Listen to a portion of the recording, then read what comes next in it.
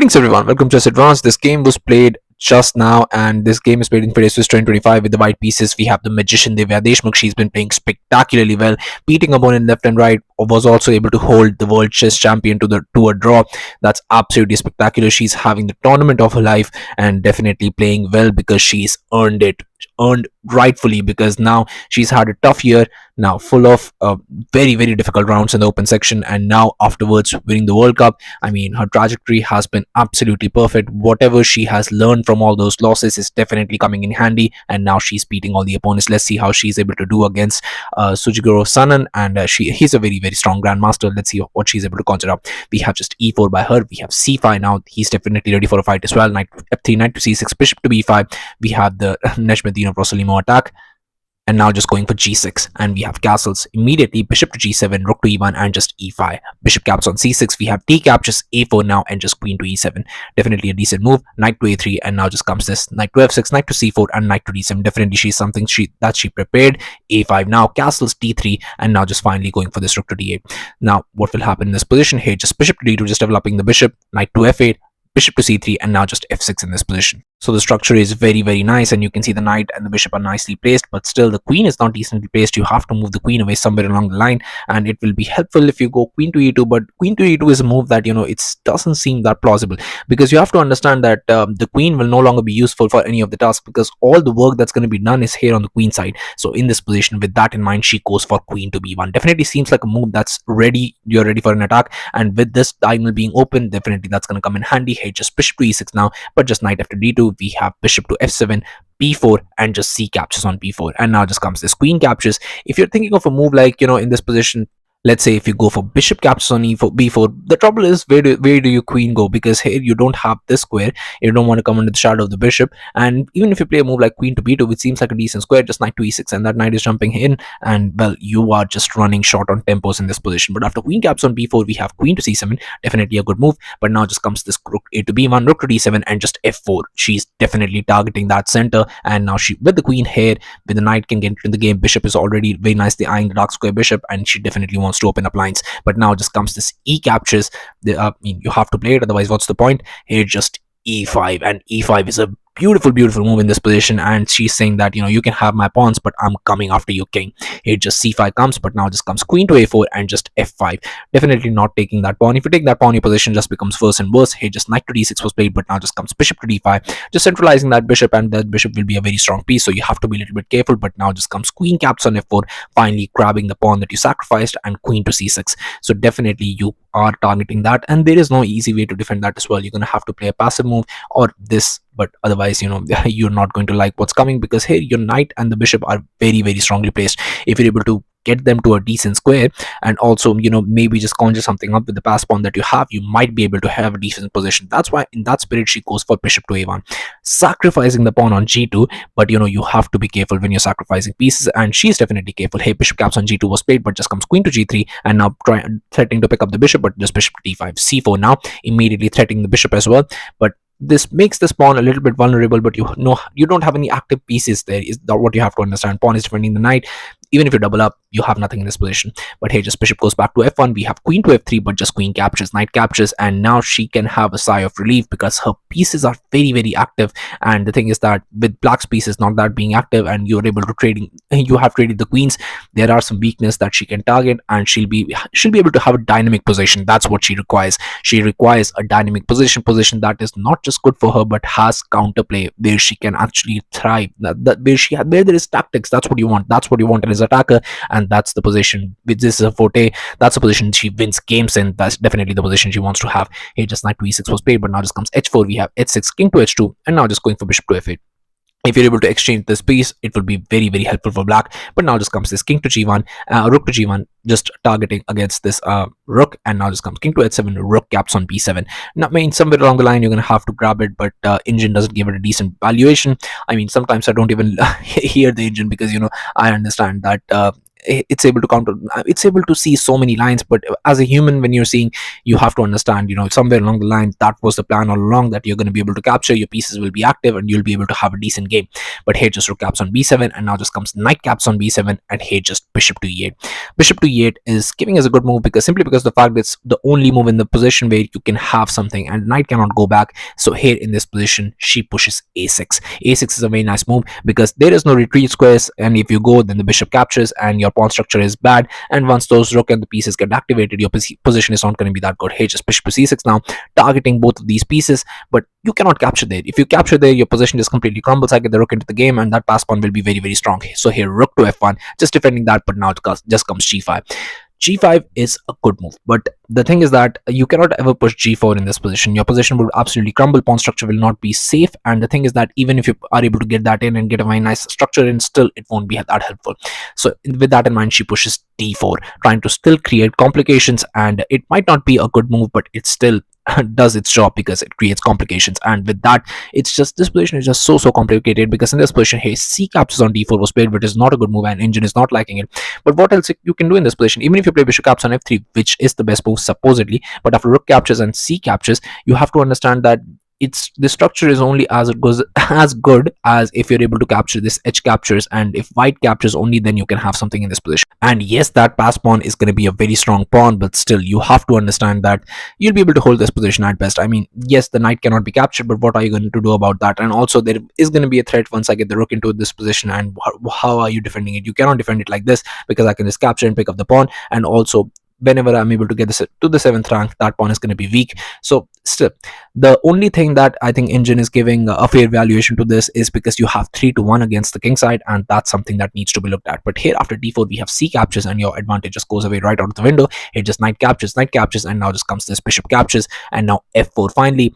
And it looks scary because you have lights, you have the bishop pair. This is the problem here. Pawn structure is very nice, but the bishop pair is definitely going to be a problem. Here just comes knight to a5, but just bishop to e4.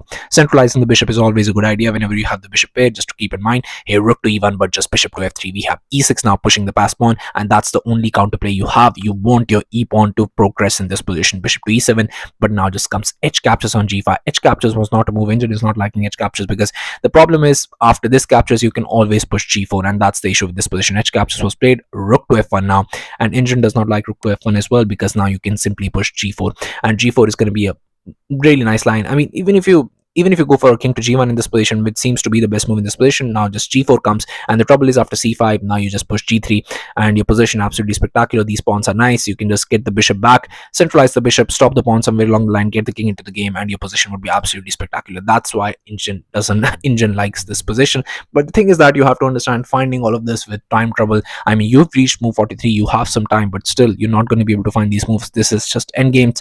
In endgames, we saw what happened with it.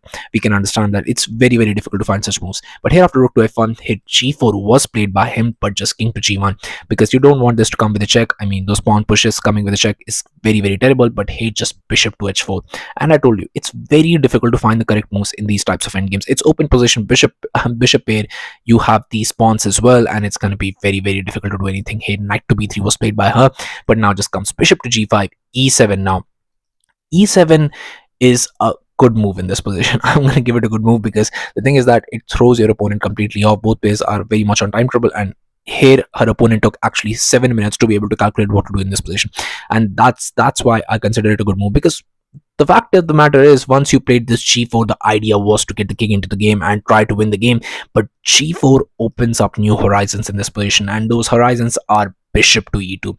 This is the move that you want to be able to find, because here once you go here, this comes, and you have to understand this is coming next, and it's very difficult to do anything about this position. That's the idea, and it's just so difficult to find, because even if you go here, then this comes in, and yeah, that's the idea, and it's very difficult to hold this position then.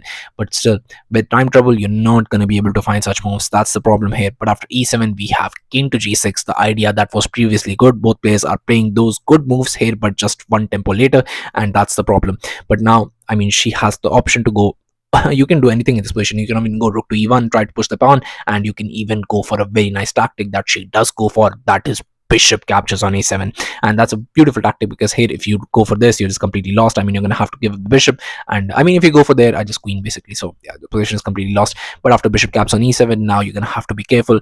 And I always tell you, always when you have the bishop, always try to centralize it. And bishop to d4, a beautiful move by her. Now just comes rook caps on a6, and now the thing is that most likely this position could end in a draw, but both ways I'm gonna have to be very careful here. Just knight to d2, another amazing move. If you're gonna give me knight captures, I mean my position is absolutely amazing. I might even push it for a win. But here just bishop to b7 was played, and rook caps on f4, bishop to c8, knight to f1.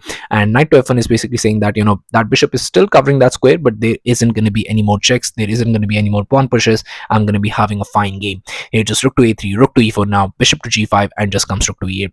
It's move 53. Both players are playing spectacularly well, but the thing is that she's definitely pushing for a win, and this is the mindset that differentiates normal people from champions. She is still trying to win, and that's the thing here. But it's very difficult to try anything because your opponent has the bishop pair. I mean, you wanted to do something with the pawn, but now all you can hope for is maybe your opponent blunders, and that happens very, very rarely. And only that can happen if one of the opponent is in time trouble, and both players are 4 minutes down the clock. Next, the thing is that you have to reach 60 moves to have some more time here, but in this position, I mean 60 moves seems like a lot. You're just on move 53, and the position is very, very complex, so there is a very high chance of your opponent blundering, but she's still trying, still pushing. That's what makes her a champion.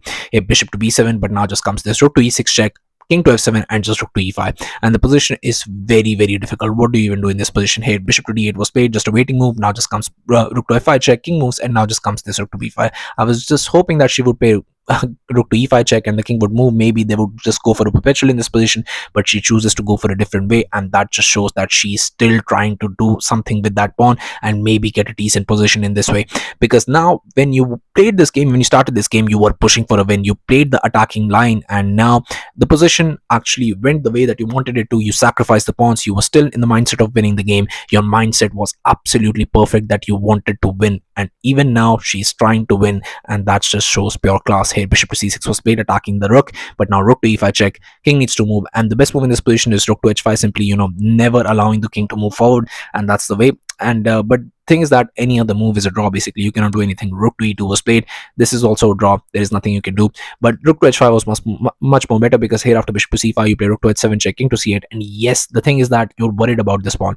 If this pawn comes to g3 and g2 comes in, then you could be in trouble. But the thing is that you're always covering the queening square, so you don't have to worry about it. But with the bishop pair, you have to be extra cautious whenever you go for such lines. But here after king to d7 we have rook to e2, and the thing is that her opponent, both players are very much low on clock, they have like 1 minute, and they have to calculate all these lines. Here bishop to c7 was played by her opponent, and in this position any move is fine. You go for rook to d2, it's fine, doesn't matter. I mean, even if you go for rook to f2, it's still fine. There is not much happening. Yes, g3 comes with the tempo, but maybe you'll be able to do something about it later. But the thing is that the move that she played is just the problem. In this position where she was down to 2 seconds on the clock, with 2 seconds on the clock, with insane time scramble, what happens is you're just hoping that you'll be able to get some extra time on your clock, but you don't have the capacity to calculate everything in this position. With the rook there, you have that peace in your mind that king is never going to enter. Even with the bishop pair, that pawn is never going to be pushed. You cannot do anything. Even I'm covering the queening square, there is no attacking counterplay. That's what you want. Hey, there is no counterplay. Most likely this game will end in a draw. I will still try to push for a win. That was the mindset. But the problem is, once you get the rook back, you have to calculate all these lines, and you're pushed to the back foot. And in the back foot, when you have very little time on your clock, and you get in time scrambles, and you have like really built up time pressure, and you have to find just one or few moves, it normally comes up that you might make not the best move in the position. And in this position, she completely forgot about the fact that the bishop is supposed to be on this diagonal. Bishop has to be on this diagonal, because the thing is that if you don't have the bishop on this diagonal, there is no more squares for your king to run off to. And in this position, she played bishop to b2, trying to reach time control, but this just does not work. Here rook to d2 would have been perfect. After king to e6, rook to e2, king to f5, most likely this game would have ended in a draw, or mostly that she would try to push for a win and might just win it as well. But here after bishop to c7, bishop to b2 was played, but this just unfortunately does not work, because now you have just one winning move in this position, which is bishop to b6, and he plays it. And I mean, all I can say is, I know it will hurt. It will hurt a lot. I mean, when you're playing a perfect game, when you're trying to push, when you've got the position that you wanted it to, and you want to win it so badly, because you've been playing so good. And it's not about the fact that you've been playing so good, because you played perfect line, you went for a pawn sacrifice, you want to be able to win the game, you got a decent position as well. I mean, You may have just watched up a little bit in the middle game, but even then you came back. Now you have a chance to be able to push the pawn, and in the time trouble, in just the little moments, in just those 2 seconds when you want to be able to play rook to d2 and it crosses your mind as well, you just forget and you move the bishop. It definitely hurts. It definitely hurts. It will hurt everyone. I mean, because you were expecting at most, I mean, you were expecting a win, but at least, I mean, at least you would be able to get out with a draw. But when something like this happens, it absolutely devastates you. And it was right what happened. I mean, what happened, what emotions she showed on the camera, definitely it was absolutely fine.